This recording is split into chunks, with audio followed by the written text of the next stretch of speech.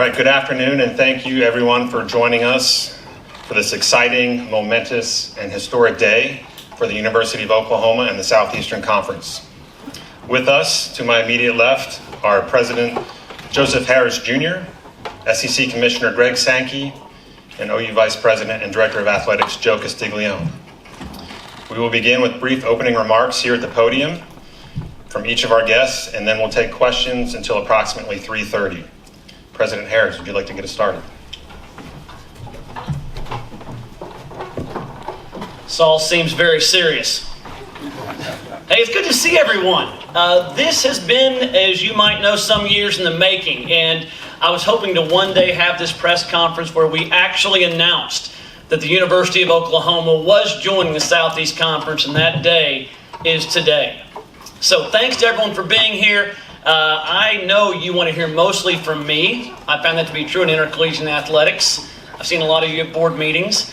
And it is an absolute pleasure to be here with, I think, two of the greatest minds, if not the two best minds in all of college athletics. It's great to be here with the Southeastern Conference Commissioner Greg Sankey and Joe Castiglione, two of the best in the business, both with long tenures that have been here. Several years ago, when I took this role on, one of the first things brought to my attention was the changing nature of intercollegiate athletics. What does that mean for a place like the University of Oklahoma, where athletics is such a huge part of our DNA, of that which connects those students to the university and each of us together? Right? What does that future look like? And it's interesting because 3 years ago, within 30 days, two things happened. We saw in June of 2021, we saw a 9-0 Supreme Court decision in the Alston U.S. Supreme Court case, which changed college athletics and made a very clear statement about what was taking place. Within 30 days of that, the story of the University of Oklahoma and the University of Texas endeavoring to go to the SEC came to light. Is that a product of serendipity, or is that a product of strategy? I can tell you it's the latter. Those that were watching the landscape of intercollegiate athletics knew it was changing. For a lot, it didn't take a 9-0 decision from the U.S. Supreme Court, which is hard-pressed to find a 9-0 decision, right, for us to understand where we were. And for us, we did a studied, deep dive into what does the future look like for college athletics. And for all of the thinking that went into that, there were two conclusions that we reached that governed all of it. The first conclusion was the University of Oklahoma must be a place where we're able to compete for championships on a regular basis in all of the sports. Not make it into a final series, not make it into a playoff, but be in a position to win championships. And the second of those two critical criteria for us was that we wanted to remain among the handful of athletic departments in the country with universities that weren't subsidized, that didn't take money from the students or other sources to run. Being self-sufficient matters to us a great deal for a lot of reasons. And we realized that for us, in the particular position we were in, that if we did not make the move to the SEC, the date for that subsidy would be in 27, 28, 29, as early as those years. So the move for us was thoughtful and strategic, and it recognized the reality of intercollegiate athletics and where it is. And so we stand at this moment that's very exciting. And we love the tagline for the SEC. It just means more. What does that mean for us? It means the progress we've made as a university over the last several years can continue on an even bigger stage. The last 3 years, all record class sizes. We had hoped when we started off 4 years ago to grow our freshman class by 2% a year. Impressive given the realities of demographics across the country right now and the most realities of most other schools. We didn't grow by just 2%. We grew by 11% last year. And we're going to have double-digit growth again this year. The same thing on research. Right? We have aspirations of being an AAU university. Over the last 4 years, we've had 16% annualized growth in research. Right? Towards that path of true greatness. We launched a fundraising campaign, biggest of its kind, certainly in our state history, to raise $2 billion, half of which, or $500 million of which, the biggest piece would go to need-based aid. All of those things are coming true, and the move to the SEC amplifies the outcomes for all of those. We talk about the possibilities that can flow. We talk about the University of Oklahoma, with our purpose being we change lives. Intercollegiate athletics is a huge part of that. It connects us, it binds us, it brings us together in a society where it's always red versus blue. Right? It's one of the few places we can actually get together and be together. We want our students to not just come here and participate, we want them to feel like they belong. Intercollegiate athletics provides that. And today we celebrate a move to the SEC that ensures we accomplish both of those goals. It puts us with the best. It puts us with the best. It advances our ability to change the lives of the students that go here and to improve society in both small and big ways. Thank you. Mr. Sankey? I'm going to begin here at the table because I just want to commend the staff here. Like the exquisite attention to detail that the SEC logo is facing outward rather than the university logo like Joe's caught my attention. This day's been almost 3 years in the making, and as President Harroz said, I think for both sides, knowing the change that's happening around us, you can go back even further. For me, my first meeting with our presidents and chancellors in October 2015, they just provided a description of decisions they may have to make in the future.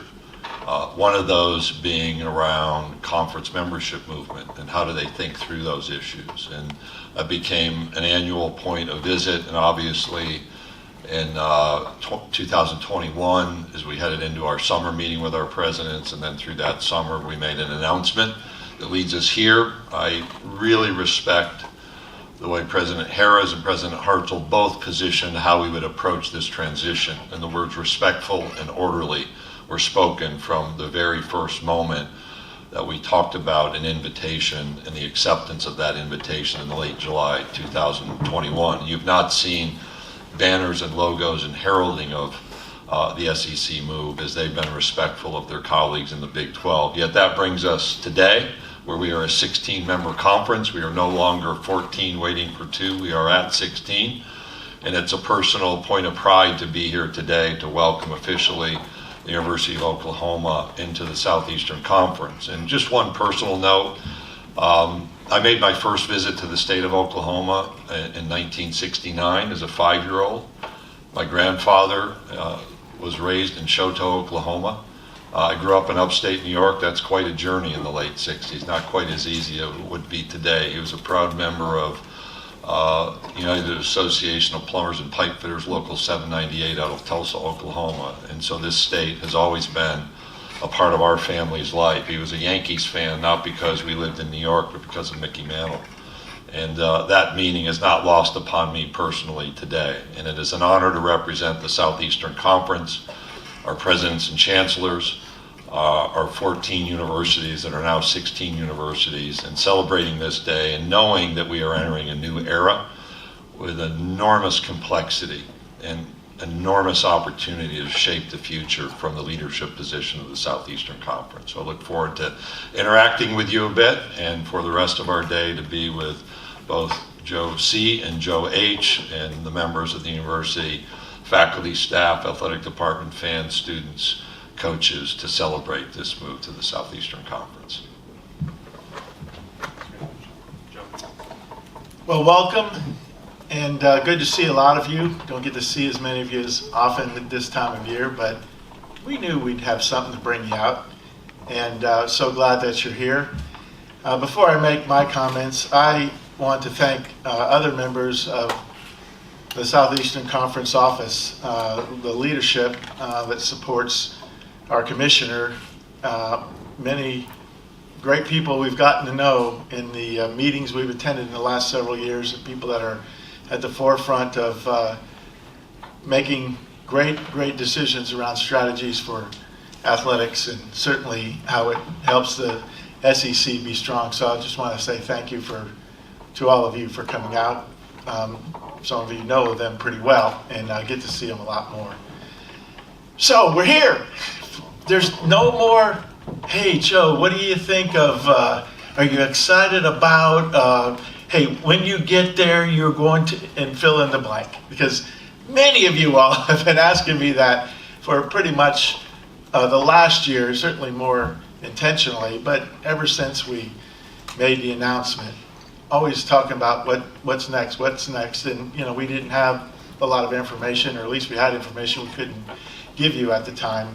But now as we've gotten progressed closer to this day, you started to see schedules, you started to see dates with opponents, starting to realize you see signage. Last week we have a big recruiting event, and the SEC logo gets painted on the field, and people are now understanding this is real, and it is really, really exciting for all of us. So you're not going to have to worry about us being passionate about our beliefs and our goals and our dreams going forward. It's didn't happen though quickly, even though sometimes it looks that way.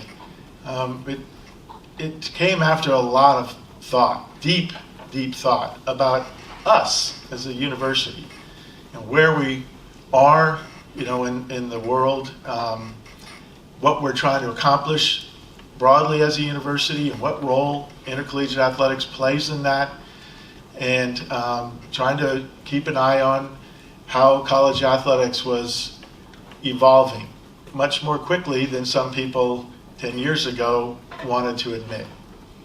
And 10 years, when you're looking that far in the future, seems like it's way far away. But if you start breaking it down into certain increments, you realize, well, things are going to start changing much more quickly here. What does that mean for Oklahoma? And what puts our program in the best position to be successful?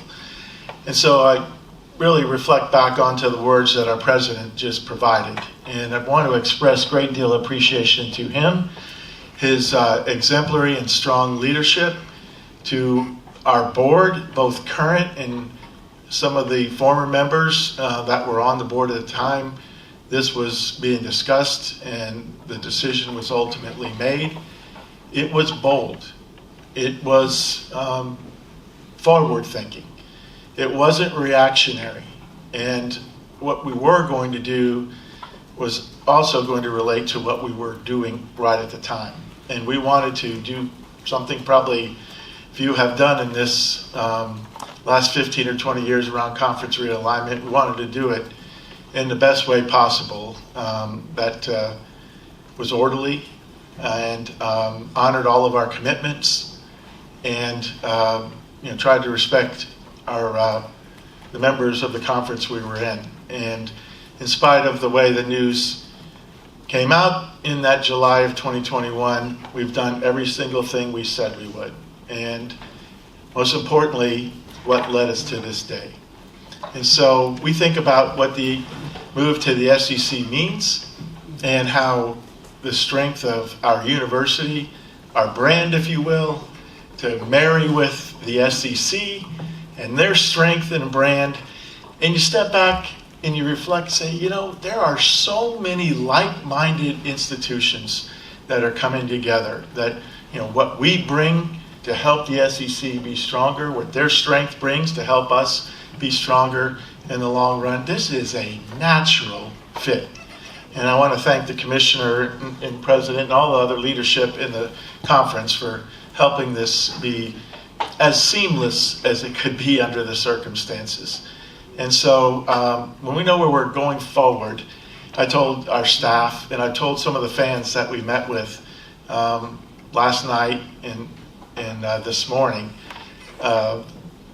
we're really going together with a lot of confidence. Why? Because we are together. And it's only going to work if we bring everybody's best strengths forward. And that's what we're trying to do. So we're just excited to move on. Today's a celebration. It's about engaging our fans and our stakeholders. That's what this is. Rather than having a quick press conference and an announcement and moving on, we've tried to really bring our fan base into it because we were very, very strident about not trying to celebrate it before the official day would come. But more importantly for us, it's what we're doing to put our program in a position to be successful going forward in the days and the weeks and the months and the years ahead, so we can be very successful. And the first dream we'd have would be being on a podium someday soon with Commissioner Sankey handing one of our teams, if not many of our teams at some point, the Southeastern Conference Championship trophy. That's our first goal for every one of our sports in which compete in the SEC. So thank you, Commissioner, for helping us. President Harroz, thank you and the board. And we're just so excited about going forward. For us, the SEC stands for Southeastern Conference, and as President Harroz talked about the characteristics, it can also stand for stability, engagement, and champions. And that's pretty representative, too, of some of our own pursuits and core values. So with that, I turn it over to you, Mike. Thank you all. We'll go to questions now. If you do have a question you haven't already, let me know. Raise your hand. I'll add you to the list. We'll get to you if we can. Let's start in the second row on the left. Barry Trammell, Tulsa World. Yeah, Greg, we've talked for 3 years about what the SEC can do for Oklahoma. What is Oklahoma going to do for the SEC? Well, I noted the attention to detail there, so you got that one out of the way early. Obviously, a 12 states, so new geography. They have a clear expectation of excellence that I think complements our current members, the national championship achievements, in the notion that a rising tide lifts all ships, setting the expectations in our league that Pat Summitt established in women's basketball years ago, or Skip Bertman and his impact on baseball. You look at the achievements here, noting that those can be brought over. The fan base was an important part, and in our athletics director's conversation, one of our ADs observed, as we think about expansion, we should apply the "it just means more" filter. I don't mean to be trite, but there's no objective data. It's the subjective analysis of, does the integration of that athletics program, that university, that fan base fit seamlessly with our current 14 members? And I think clearly it does. And so all of those elements are brought. You look at facilities as you drive around and see the softball stadium that's been built. I think that sets a new standard in some ways. We have great facilities across our league. I've heard plans for other activities. I know that Joe has been looking at our league facilities and wondering and imagining Joe Castiglione, and then he has to go for Joe Harroz for that conversation. So I'll just out that. I think one thing they do bring is we need to put last names on nameplates in our meetings now when our presidents and ADs meet.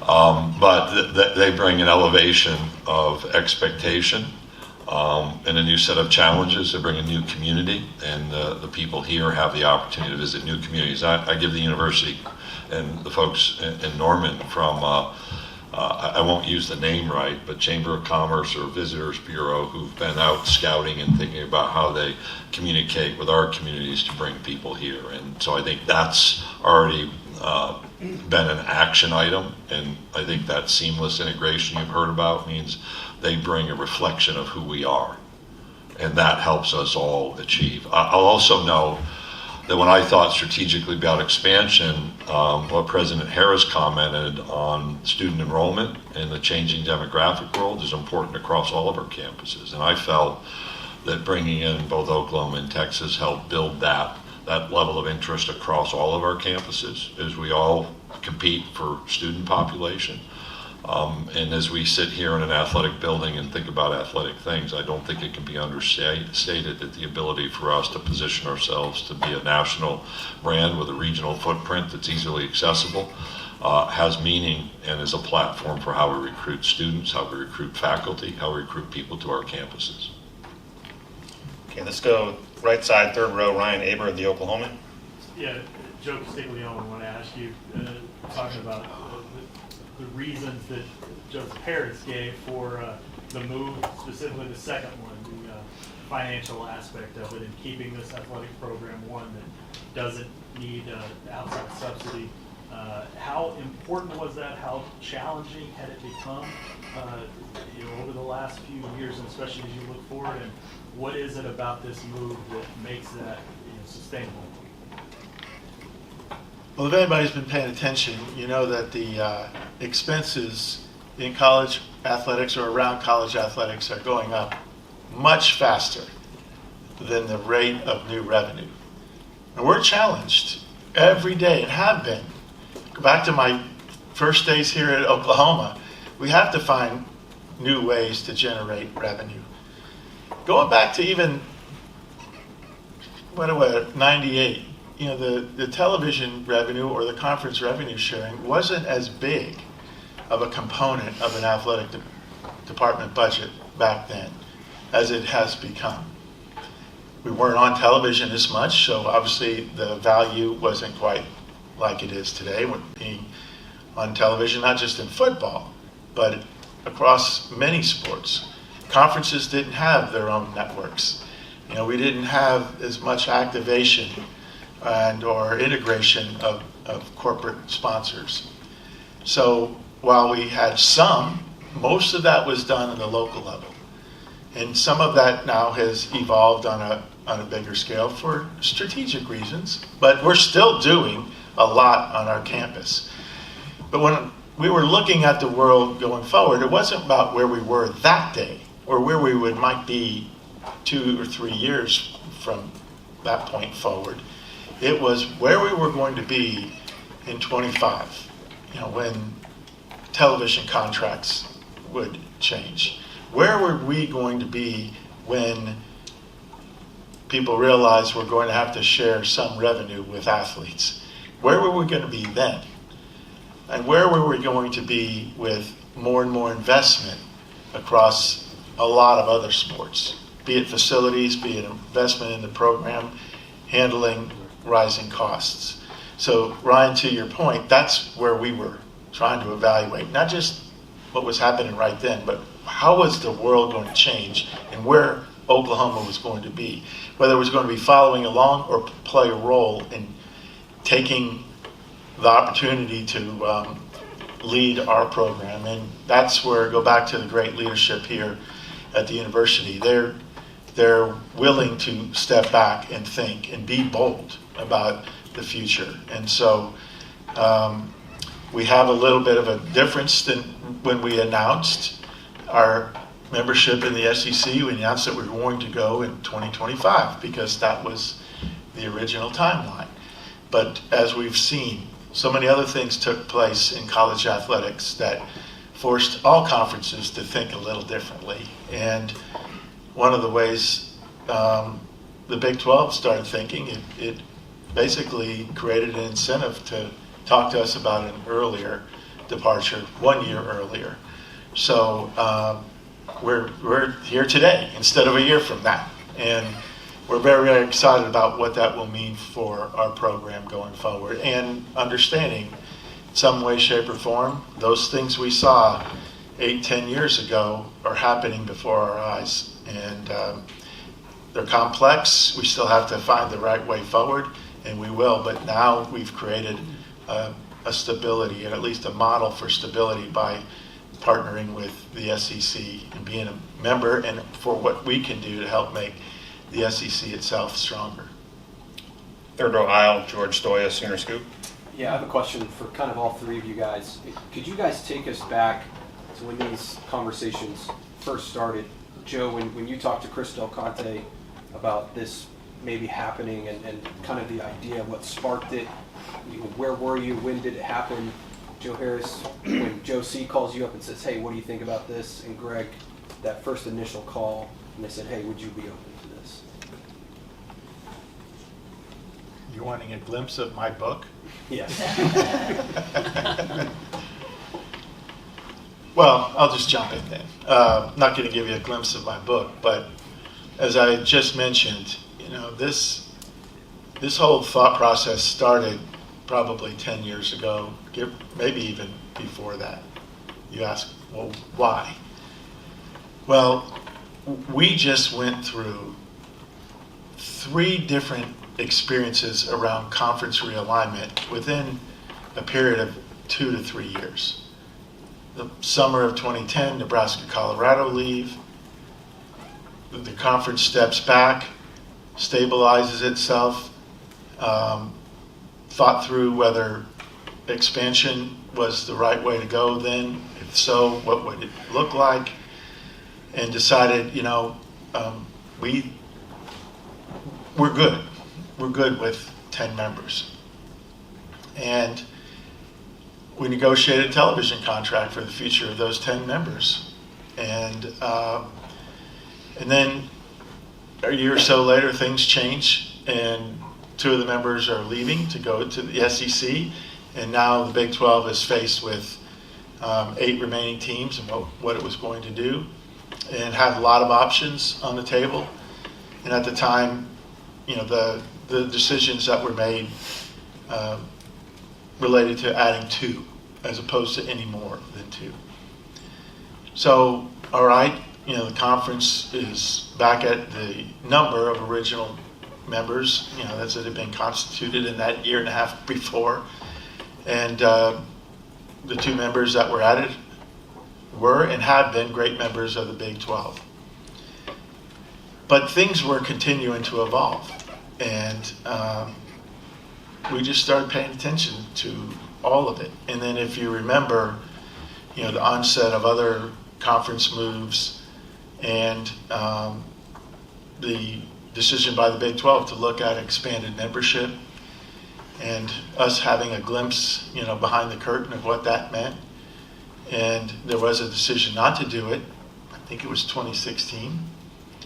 But it was that point going forward and reflecting back on the previous 4 to 5 years and what we had to go through thinking about conference realignment when it hit us. I mean, as everybody knows, there were other conversations that took place, in the summer of 2010 and even around, potential conference realignment in other ways in the future. So those were the first moments we started thinking about what was best for Oklahoma. And we didn't necessarily act upon anything other than to do our own deep dive about ourselves. And fast forward, there are conversations that we all know about that take place behind the scenes, not just around us. Other institutions were talking about what the future would hold for themselves. And it just became apparent we needed to be very strong in leading or creating a path for Oklahoma. And, learned that Texas was thinking the same thing and became intentional to consider doing something together if the situation would present itself. And so that's where conversations started.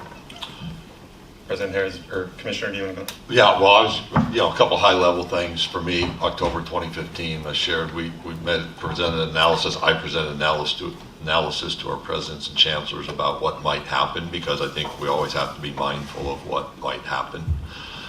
Even today, I don't have some plan. I've said clearly I'm not a recruiter, but we want to pay attention to what's happening around us, and we've done that for this adjustment. And so understand between October of 2015 and spring of 2021, when this conversation became real, I've had any number of points of outreach from different institutions. Yet we've added Oklahoma and Texas, and that was focused on the spring of 21. It became real. We were coming out of COVID. You couldn't meet as presidents and chancellors in person. I thought that was important. We had a lot of change in our presidential roles. And so I think it was like June 2nd, 2021, we had a meeting in Birmingham, and I shared that we'd had outreach. I believed it was serious. It was united between the University of Oklahoma and the University of Texas. I very candidly said to our presidents, we can stop if that's your wish, or we can go forward. We've talked for years about movement around us. The conversations obviously continued. Through June. It wasn't daily or even weekly, but they were very, very, very focused. We had a video conference the morning of the story breaking in the Houston Chronicle. There were so many moving parts: the Supreme Court decision, college football playoff expansion, 2 commissioners had just come into jobs recently, and other conferences. And we actually I talked about slowing down the process. I then was going to have a call with our presidents that next Thursday to report this is real and they're poised to consider their future in the Big 12. The message from me was we can't do anything until you decide your future in the Big 12, which attached itself to the grant of rights. That expired June 30, 2025. And when they informed the Big 12 of their direction, the next day they applied. And from that Tuesday until the next Thursday, 8 or 9 days, an incredibly intense time, as you can imagine, resulting in a unanimous vote, which I give all 14 members credit for achieving. The extension of an invitation that were invitations individually to the 2 institutions that were accepted on that Friday. But part of the clarity and I think the discomfort for the presidents was, I said, I can't promise you the vote that will result in an invitation. We had talked about it with our presidents and chancellors, but until you take that vote, you don't know. And there was a point of risk, and really from the point of the leak or the story in the Houston Chronicle until the decisions that were made, we didn't have any conversation. We knew who we were. I think I knew what Oklahoma and Texas desired. And people have asked, like, were you talking every day? We did not talk at all. My suspicions, I've never evaluated phone records, is there were a lot of other outreaches. But we're really proud of the way we handled ourselves and our decision making, and proud to be here, as I said, today. President Harris. Yeah, don't play poker with Greg Sankey. Everything he said is correct. It was really hard to get a read, and we couldn't get any guarantees. Whenever I came into this role, I've been around for a long time, and I was there here at Oklahoma in a leadership role whenever we made the move to the Big 12. So, and all of those movements in the Big 12 that Joe spoke about, I had some understanding of. So as I came into this role, the very first meeting you go to, I wind up talking with Chris Del Conte, the athletic director at Texas, and Joe Castiglione. And in that conversation, we talk about, what's going to happen with college athletics, the general topic that takes place there, and what's our role. And can we continue to be Oklahoma and flourish and achieve our objectives? So the conversation started early. I think all schools have sort of broad general conversations. It wasn't going to work until you had the right alignment. And for Texas, that was their president in Jay Hartzell. He and I become very good friends. And he understood the need. We each did our individual analysis. And a big part of this, I grew up here. I'm from Oklahoma. And you don't make a move like this without thinking about not just your school, but what does it mean for the state? Could I look state leaders in the eyes if and when this broke and tell them this is a good thing for our state and not just the University of Oklahoma? Because if you can't deliver that, then you're not in a good position. And so as part of this analysis, I broke it down into the simplest 2 elements, those 2 questions. But underneath each one of those is a lot of thought. And one of those is this good for the state of Oklahoma? When you look at it, right, the analysis is crystal clear. Those 14 schools bring over $100 billion in impact to their states, and they travel, and they get engaged, and it gives us a bigger stage. So the analysis only works, though, given where we were, if Oklahoma and Texas go together. And so having that alignment with the ADs, we got the ultimate odd couple with Joe Castiglione and Chris Del Conte.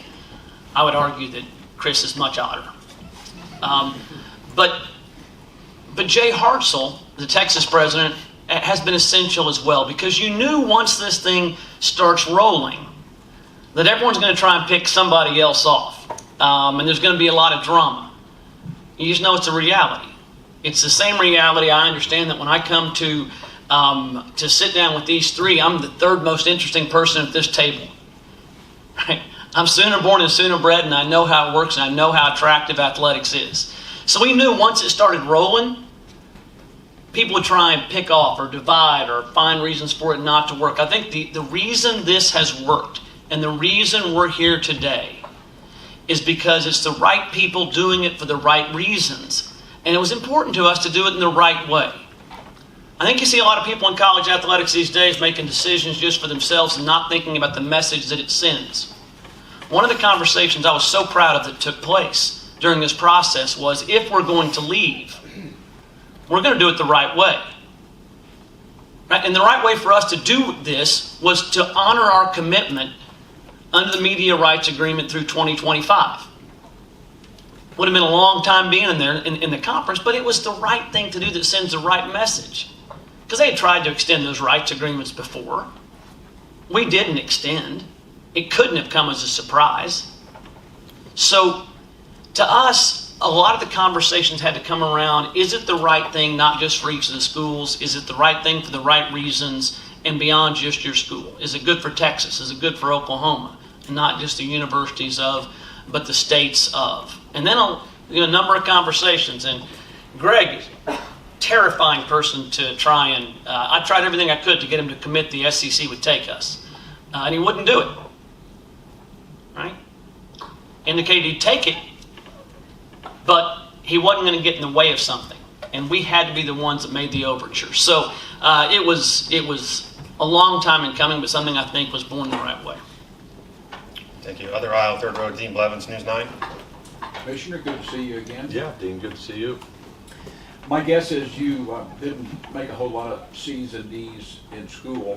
Oh, don't overestimate my ability to fall to the bottom of the grade sheet. However, are you smart enough to please most of your schools in the SEC about football scheduling, be it 8 or 9 or something as fair as it can be? Because there's a wide disparity at this time. Well, actually not statistically compared to where we have been as a league. So in divisions, when we ran the analysis based on comparative win-loss record since our expansion, about a 15% variance between the most difficult schedule and the least difficult schedule. And those would vary by teams, but the divisions created that disparity. By going to a single division, which was part of the message in fairness and balance, that gap is narrowed. Now, you have to put a schedule out early enough where last year's standings weren't a part of the analysis for the 24 schedule, but at the time I think we had like a 5-point differential between the least difficult schedule, maybe 6 percentage points difficult schedule, and the winning percentage between the least difficult and the most difficult. So I think we've achieved the fairness, and then our programs wanted balance, which is part of the step away from division, so that we could rotate through in 4 years rather than 6 and 12. 6 to see a team on the other division at all, and 12 to see them in your stadium. So we've achieved that. Now the discussion about 8 or 9 involves a great deal. It involves CFP access. That's grown to 12. I think we've wisely said let's take a moment to see what happens this year and how the selection committee functions. Bowl eligibility. Honoring some traditions that have been long established and others that are renewed. And that work is going to play out. Can I satisfy everyone? No, I've reconciled myself to that. I was once asked at a luncheon how many schools in a conference is too many, and I thought about it for a second and I said 2. Like I can keep one school happy and one fan base happy, but once you get to 2, there's always going to be a point of differentiation. So I think we've set principles. And we did that with all 16 universities involved starting in August of 21. We've honored those principles. We're going to have to make a decision about the 26th season over the next year or so. And that decision about 8 or 9 games and honoring some of those really very much focused traditional games is an important part of that conversation. But I think we've done an effective job balancing that. You'd love everybody to play against opponents that were 500. It's just not reality. When you guarantee a rivalry game every year, that creates a disparity, and then some of the descending decisions that come from that. For us, the first year, we made a decision, and we put this to our membership, that we're going to prioritize every one of our past 14 members playing either Oklahoma or Texas the first year. So once you did that, then again, there's a domino effect on how the games play. But I think it's really, really important as a 16-team league, be a 16-team league, that we don't wait for a couple, 2 or 3 of our teams would not have seen Oklahoma and Texas, and Oklahoma and Texas wouldn't have seen 2 or 3 of our teams unless we had set that principle as a priority. Okay, behind Dean, let's go to Cliff Brun, Associated Press. Yeah, this is for President Harris and Joe Castiglione. You mentioned that this needing to be good for the state. There's a lot happening around here in the world of sports. New arena in the works for the Thunder, Olympics coming here in a few years, 2 sports. If you guys could dig a little deeper, how do you see this move to the SEC fitting into the bigger picture of all the things that are happening in the world of sports in this Oklahoma City-Norman corridor? Yeah, I mean, this is the moment. I mean, it's interesting. When you look at those cities that are prospering, in those states that are prospering, what happens around athletics is really important. And it's not just a harbinger, it's a component of what that success looks like. We know that the cities and towns and states that are winning are typically in the Sun Belt these days. And they create a live, work, play environment where you find highly educated people that employers want. And that live, work, play thing's important. You referenced in that Norman, Oklahoma City corridor. We know what MAPS has done for Oklahoma City. It's a national model, and it's transformed it. Right now we've got a big vote coming up in the city council on whether or not they're going to approve the entertainment district in Norman, which is, as you described it perfectly, part of that corridor. The announcement of the components of the Olympics being here is incredibly exciting. The arena, look at that vote, 77%. Are you kidding me? You don't need to work political campaigns to understand what that kind of vote is. Right? That is a loud declaration of who we are and what we care about. And so for me, when I look at where this city, this region, and this state is going, those are perfect indicators of the success we're seeing. There's a reason we're seeing double-digit growth in students, right? And if we can continue to build that kind of an environment where folks want to stay here and be here, it's a prosperous and virtuous cycle that feeds upon itself. So I'm hopeful that the city council passes the TIF district. I'm excited about what the Thunder are doing with the new arena that's going to be in place. And this move to the SEC, right? The ability to be a part of 12, other states that are out there in the biggest conference that exists, the light keeps getting brighter, right? And you've got to take the opportunity when it's there. And I think we're doing that as a city, Norman and Oklahoma City, and as a state. And I think we're going to continue to see more things like this occur. Josie, anything to add to that? No, I think that was very well said. Sports continues to be a unifier. It represents all aspects of our world, our society, regardless of perspective. The one thing people share is their passion for and love of a certain team. And when that happens, and of course we're going to see this on full display, it's something that creates a halo type effect. And it's a catalyst to other things that may be unrelated to sport, but certainly relates to the quality of people's lives. For us, I know we get into the foxholes and we're going to say, what does it do for this sport, or how does it help this coach, or what does it do for this athlete? And all that's important, of course.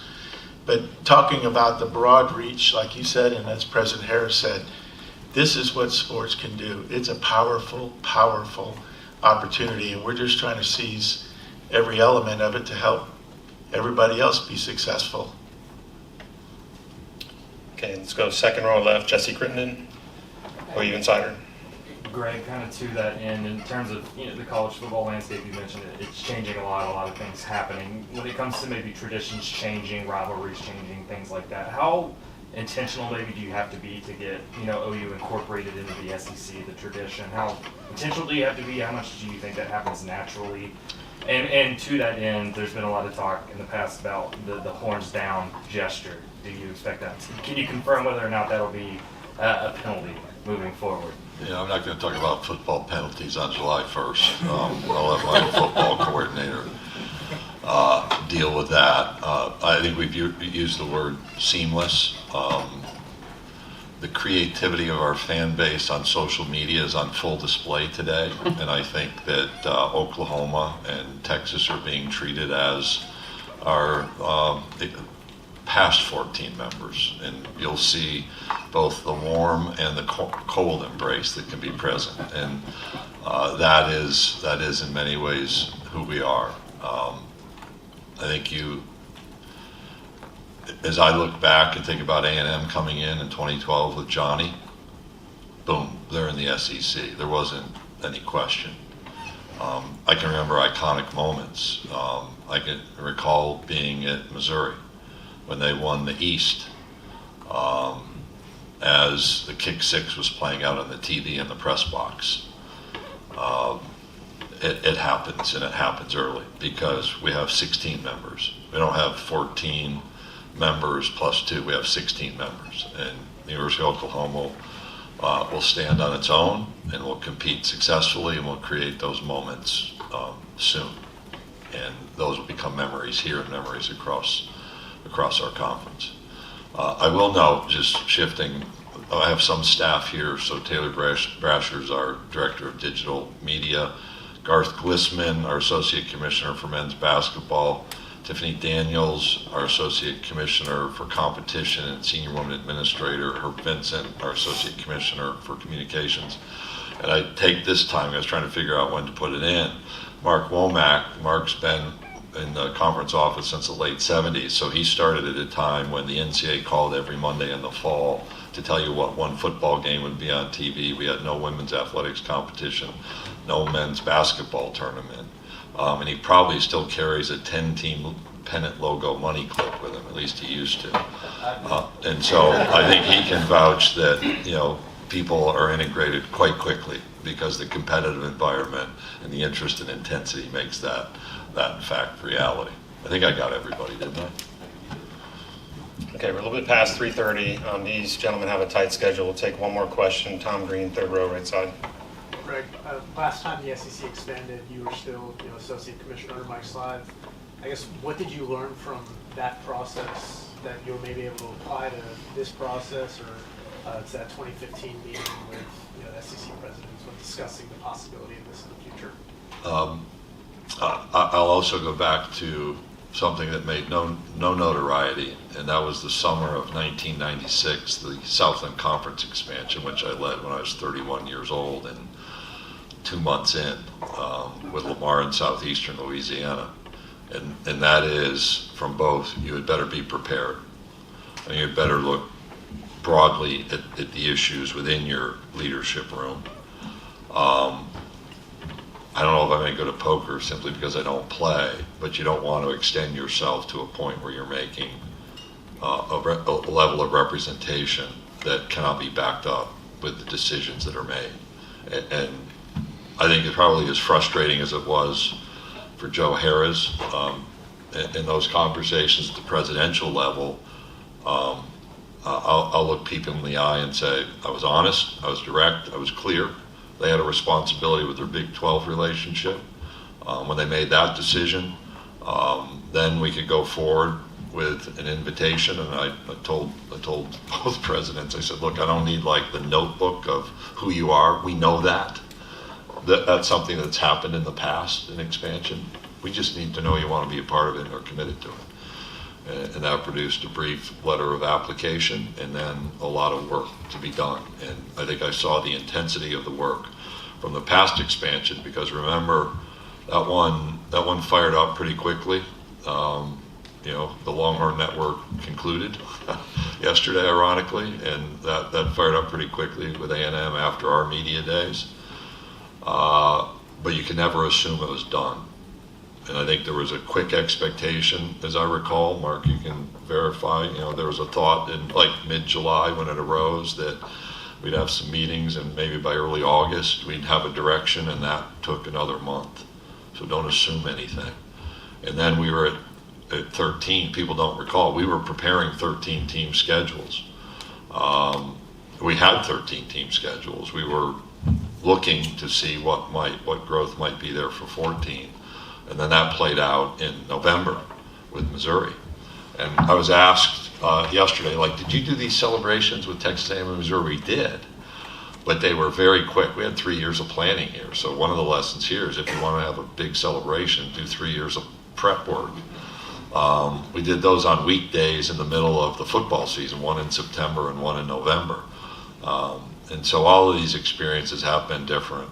But I think the preparation from your question, which is well asked in 2011, incredibly educational to watch. Being on the leadership line, we brought in 5 universities way off Broadway. Only 2 received invitations. All 5 thought they were getting into the Southland Conference, which informs an element of my approach too. And I think the fact we're here and the way we are, there's been some litigation around other points of movement in leagues. I think we, again, tried to be respectful and orderly, knowing the difficulty. But we're here, and I think it's proven to have been a wise approach.